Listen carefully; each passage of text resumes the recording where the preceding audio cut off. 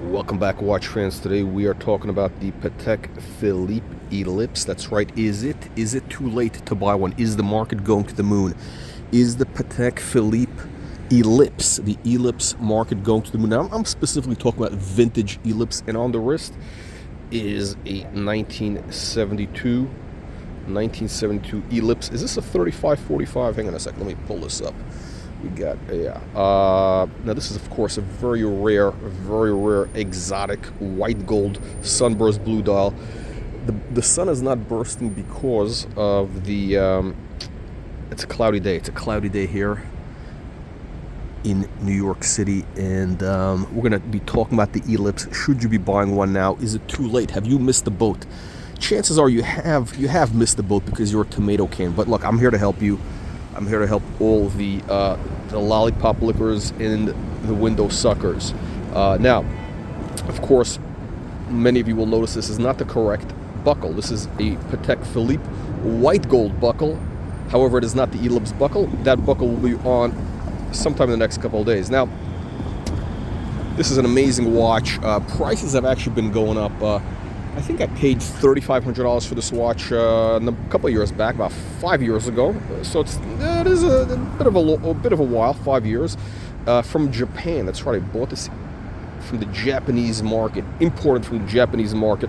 Of course, it did not come with the proper strap nor buckle, and that's already, that's one thing you got to watch out for, guys. Those buckles, the Ellipse buckles, are a $600 item plus.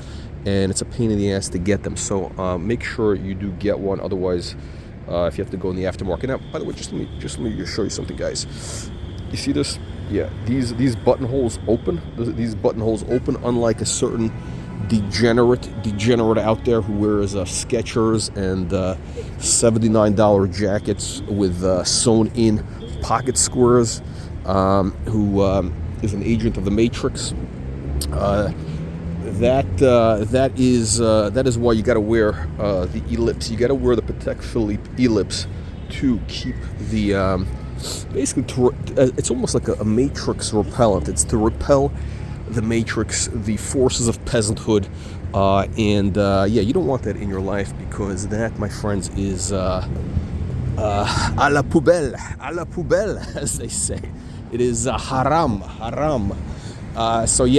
The Ellipse is, my friends, the only watch that can really be your escape from the Matrix. The Matrix, which is occupied by the forces of Rolex, really the peasant watches. Look, if you do not own a Patek Philippe Ellipse, I got one word for you, my friend. You're a peasant. That's right, a peasant. Now, some of you might say, "Wow, the watch is too small. It is too small." No.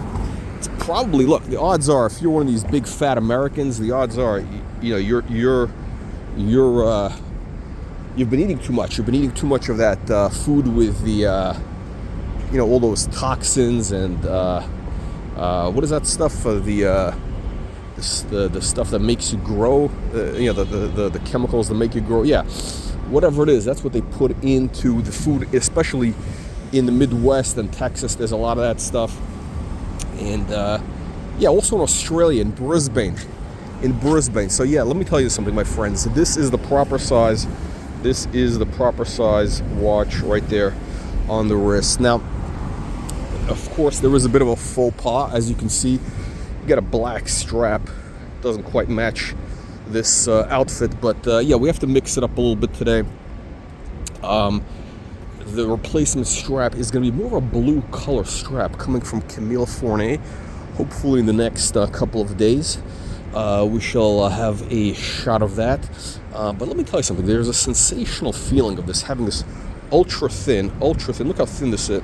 Look how thin this thing is. This ultra thin watch on your wrist. It weighs absolutely nothing, and it's really an amazing feeling. Such a liberating feeling after wearing a peasant Rolex on your wrist for a number of weeks. Like a Rolex 40 millimeter. The yacht, whether it's the Yachtmaster, the Submariner, whatever it is, the Day Date, even on a strap, the Day Date it's a bit of a heavy watch. And let's face it, Rolex really is. It's for the middle classes. It's for the middle classes, for the peasants. The Patek Philippe is the watch for the aristocracy. Now, one thing I do need to tell you, my friends, if you're going to buy an Ellipse, you need to buy vintage, and only vintage. Specifically, the prime years. Let me give you when I say vintage means, you know, the good years. The good years. That's what we are referring to. And the good years are I would say 1970. When did they come out? I think 68, 70. I would say 72. I would say the 70s is the prime years of Ellipse. We're talking about 1970s, possibly into the early 80s. So that's the one you want. You want 70s to 80s, and specifically, I'm a big fan of the funky shapes like this. You don't want the basic. You don't want the vertical, the one that looks like the vagina. You don't want the vagina Ellipse. That one I think is a little bit feminine looking. What you want is more of the TV dial, something like this. These are the more rare models, the unusual stuff. The integrated bracelets are hit or miss. You know, because the problem with the integrated bracelets is if it doesn't quite fit, you know, you may have to cut it down, or yeah, there could be issues with those. It is an interesting look. Some of them are actually quite interesting, but I think the real money is to be made in the basic watch on a strap. That's right, on a strap. Now, unbelievable but true. Here's the thing. The Ellipse. Here's what's going on with the Ellipse market. I've been telling you guys this for a number of years that the Ellipse prices are going to go to the moon. Now, what's happened is in the last year or so, you know John Reardon. That's a self-proclaimed self-proclaimed Patek expert. So John Reardon. He's been pushing the Ellipse for quite a while. I'm a little bit annoyed with that guy because, you know, I've run into him a couple times and he was supposed to get me a part, and then he doesn't return phone calls. That's right, I called this guy 5 times, left messages, doesn't return calls. So John Reardon is on the blacklist. Collectability, that's right, collectability is on the blacklist of the Watch Reporter channel. Unbelievable but true. I don't like people who don't return phone calls. You know, David Rockefeller, George Bush Sr. You know, these guys were you know, obviously very successful guys. You know, Rockefeller was obviously a billionaire. These guys returned every phone call that day. That day, that's right. You know, billionaires return phone calls. The peasanthood does not return phone calls because, oh, they're too busy. Oh, they're busy. Oh, they're busy. Oh, they're swamped. Whatever excuses these tomato cans come up with. Now, let's talk about the market for the Ellipse. Here we are. By the way, this is actually a perfect shot here. We're here by the Lever House, you know, the classic landmark building. We got the Ellipse. I'm going to pull it up so the sleeves are sliding over, but yeah, look at this.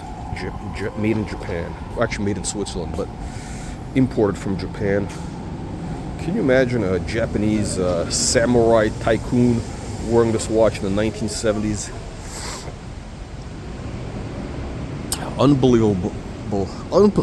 That's right. It is unbelievable but true. Now, unbelievable but true. This is wow,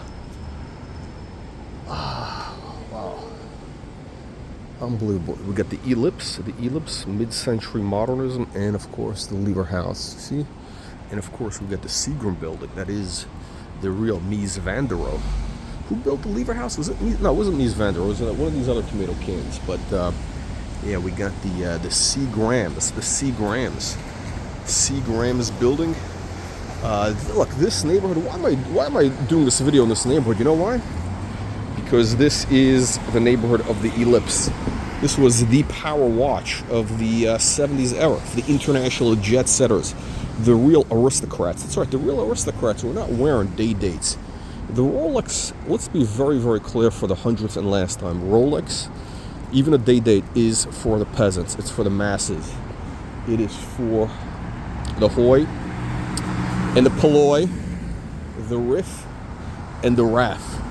That is who the Rolex day date is for. I don't care if it's gold. I don't care if it's platinum. And the reason is this, because that watch is made for, it's basically a tool watch, right? It's a heavy case, bulky case. It's designed to take a beating. Now, see, the real aristocrats, they don't do manual labor. That's why the watch is thin, white gold. It's not made for doing manual labor. So the idea of the Rolex Day Date, it really is for the guy who does manual labor. It's for the kind of the blue collar millionaire, let's call it the blue collar millionaire, the guy who's, the kind of the wealthy plumber, the wealthy plumber. Here we are. We got guys shopping for Ferrari.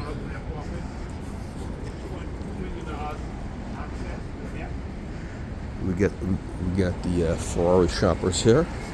All right, picking out the car. This gentleman, I bet, is a Rolex. That's a Submariner man. That is a Submariner. You can spot the Submariner man from a mile away. Unbelievable, but true. Now, what's going on with the Ellipse Market? Yeah, so I keep getting distracted because I got a lot on the mind. A very busy man. But look, the prices are going up.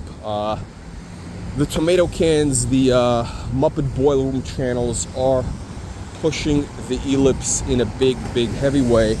And I believe that prices are probably going to double over the next, 2-3 years. 2-3 years. We're not being too aggressive here, but 2-3 years for sure. Prices, I believe, will double. Again, not investment advice here. We're not here to give investment advice. Of course, we got the Cellini here, which is where actually I bought this strap. This is actually Camille Fournier strap. I don't know how these guys got it. I think that strap was sitting there for quite a while. It might have been there for a while. That's what I believe. But yeah, anyway, look, the prices are going to go up. I believe they're going to double over the next 24, 36 months. If you do not own an Ellipse yet, my advice, actually my not advice, again, we're giving not advice here. We're giving not advice. My not advice is for you to start looking around, start sniffing around, and get in on the ground floor of what could be the next big move. I actually believe that the Ellipse is going to be the next big mover. So you got to get on the escalator that is going up. That's right, the escalator of life. What was that song? The Escalator of Life, that 1980s song. We're on the escalator. That was a great song, right? Unbelievable, but true. This is what are we in the first week of May? First week of May. You got beautiful spring. Spring. The flowers are out. The seating is free of the homeless, the unhoused. The unhoused are not here, but at night I did see a number of the unhoused sleeping on some of these chairs. These are what's this? Not platinum. What's the name of this guy? This is a Saroyan. Saarinen, excuse me. Is it Saarinen? What's the name of this guy who made these chairs? They're actually not too comfortable. They're supposed to have leather cushions on the seats. That's the way to do it, but you know how it is. You know how it is, gentlemen. You know how it is. Okay, all right. Anyway, back to the Ellipse story. To wrap things up, you want to get the nice cushion. Is it more of a cushion shape? You don't want to get the vertical. You want to get the cushion shape. Watch out for the bezel. Make sure it's not too banged up. This one is unpolished. It has a couple of scratches, as it should from being a 50-year-old watch. But look, nothing wrong with scratches. you know, honest scratches is how a watch should look. By the way, I just want to be very clear about something. No Skechers, no Skechers. That's right. That's right. The Colonel does not wear Skechers. No Skechers on these feet. You know who You know who wears Skechers? Members of the Matrix. Members of the Matrix. That's right. The members of the Matrix. The riffraff, the hoi polloi, the degenerates.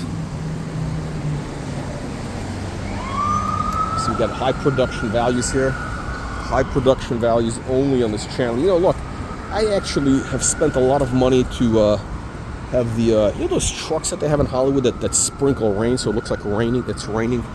Yeah, that's what I did here to give these streets this nice sheen. We got this charm of the poubelle. We got the AP store in the back. Here we are. This is actually, you know, the Colonel lived down the street. The Colonel lived about 2 blocks down from here. Unbelievable but true.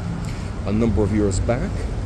And of course, appropriately, this street is named, it's been renamed in honor of the Colonel, Billionaires Row. That's right, Billionaires Row. But actually, it should be named Aristocrats Row. Instead of Billionaire Row, it should be named Aristocrat Row, in honor of the Colonel having lived about 3 blocks south, directly as the crow flies.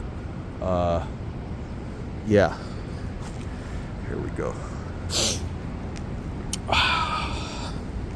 This is great. Now, the watch box actually just moved into this building. See, they're up there, right. You see where those flags are? Two floors down. 1916 Company, and that's where Alfred Newman does his videos. I think. Actually, they got 2 guys. They got 2 Alfred Newmans over there. They got 2 Alfred Newmans, and no, actually, look, they actually do a nice job on their productions. Got to give them full credit. Hang on a second. Let's see if we can cross the street here. All right, gentlemen, let me know what you tomato cans think. Leave your nasty, vicious comments below. We'll see you all in the next one.